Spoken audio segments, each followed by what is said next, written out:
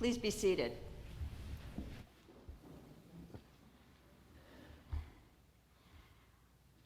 I always look forward to the season of Advent. I think of it as a quiet, contemplative time, snow drifting down and candles twinkling at twilight, the nutcrackers sweet playing softly in the background, and the comforting smells of baking, and then, bam, the Gospel of Mark shatters my hallmark moment with apocalyptic visions and a message loud and clear: beware, stay awake, stay alert. What a way to start the new year. And the more I read, the more I'm convinced that I, for one, would not be sleeping through this description of the second coming. Honestly, with the sun going black and the moon fading to gray, with stars falling from the sky, with angels whizzing about and gathering up the elect, I, for one, will be wide awake and paying complete attention. But we all know that there's more to this than a literal description of the return of Jesus at the end of the world. Today's gospel contains the second half of the longest speech by Jesus in the Bible. That alone should be a reason for us to sit up, pay attention. But we miss the deeper meaning if our focus is on trying to equate this apocalyptic language with these visions that are occurring today. I don't want to be a cosmic party pooper, but this description isn't intended as a field guide to the second coming. In fact, it's probably best understood as spoken in the voice of Jesus, but to a people 2,000 years ago who would have heard this strange apocalyptic language as allegory for the social and political times they were living in. It's a style of biblical writing often referred to as crisis literature. It includes traditional prophetic portrayals of God's judgment drawn from the Old Testament. The entire 13th chapter of Mark gives us a jumble of inconsistent messages telling us that God is coming immediately or soon, or heck, who knows? In fact, I imagine Jesus saying, well, we don't have to imagine it because these are his words, about the day or the hour, no one knows, Jesus says. I don't know. The angels don't know. Only God knows. So I could just say, amen, that's great. I can end my sermon here and Jan can explain the second coming next week when she preaches.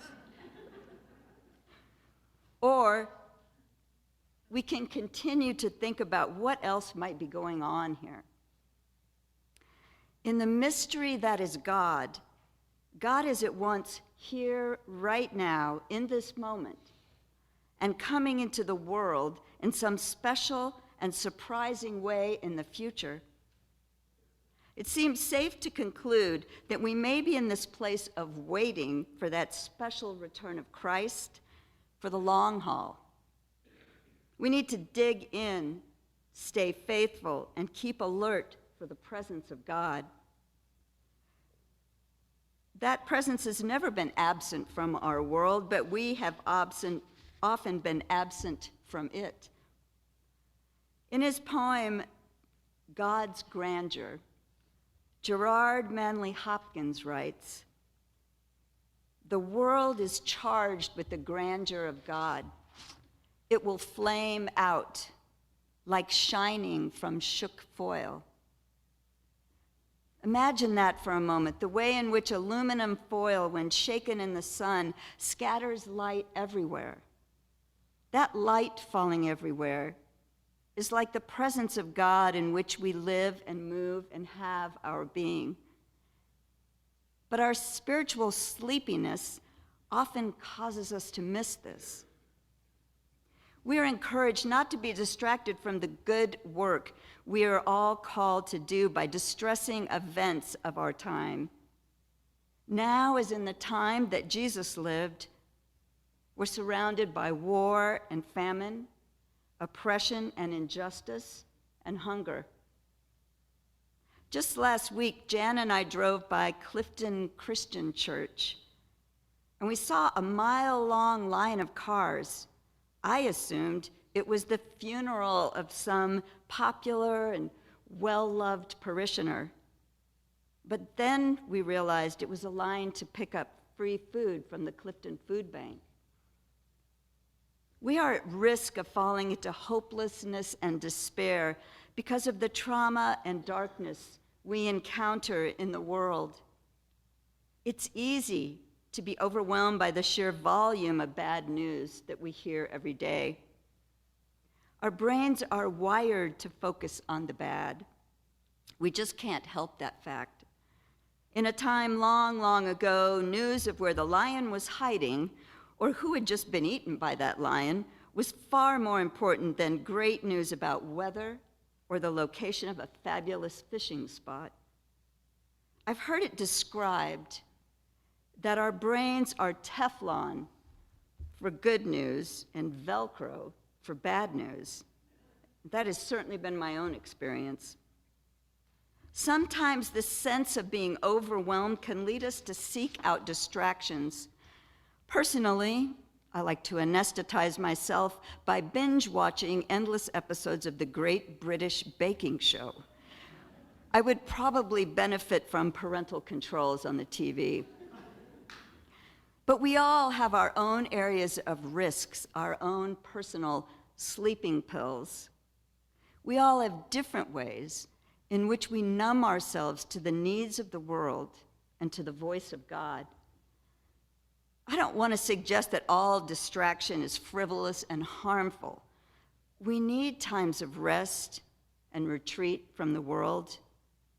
These times of refreshment allow us to rest both physically and mentally and enable us to continue our good work. But Jesus reminds us not to fall into a deep spiritual sleep under which we will miss God completely. The spiritual coffee that we need to stay awake in this time of waiting is connection to God through prayer and service to others and attention to the present moment, the only place where God can ever be found. We might be tempted to conclude that since we can't know when Jesus will return, we shouldn't even be concerned about it. But the gospel seems to draw the opposite conclusion. Since the timing is unknown, we should think about it constantly. It might be today at the coffee hour, in the parking lot, or tomorrow morning.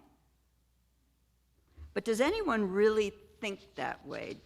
Do any of us ever go through every day wondering if someone long gone might show up at our door?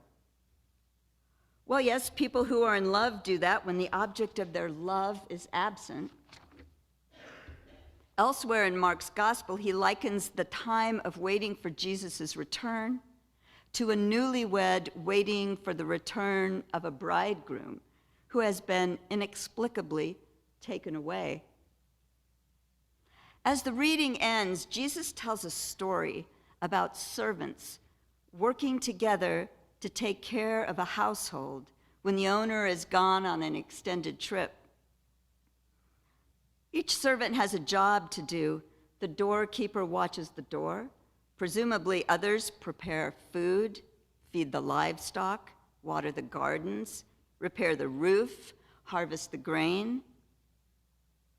That mile-long line of folks in cars that I described, waiting to pick up food, that line also represented a mile-long line of volunteers who donated time and food to reduce the suffering of those dealing with food insecurity in our community.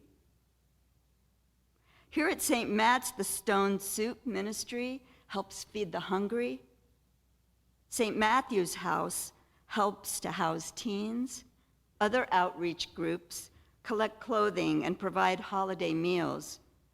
Folks sew quilts so no child in our community has to sleep on the floor. We operate a Souls for Souls shoe ministry. providing shoes to those who need them.